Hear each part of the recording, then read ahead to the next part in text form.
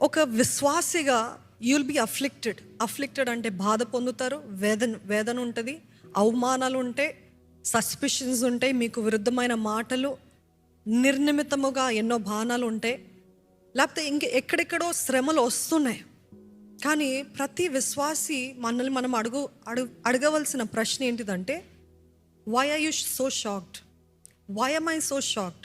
శ్రమలు రాగానే అందరూ కంగారు పడిపోతుంటారు, కలవరపడిపోతూ ఉంటాం.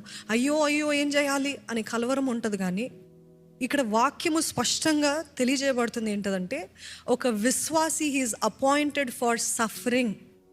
ఒక విశ్వాసి వారు వేదన కోసము, శ్రమల కోసము వారు నియమించబడ్డారంట. అంటే నువ్వు, నేను, మీరు, మనమందరము క్రీస్తు రక్తం చేత కడగబడిన తర్వాత వీఆర్ అపాయింటెడ్ ఫర్ సఫరింగ్. పౌలు భక్తుడు అంటున్నాడు, ప్రతి విశ్వాసి you are appointed for suffering. Can you type it they?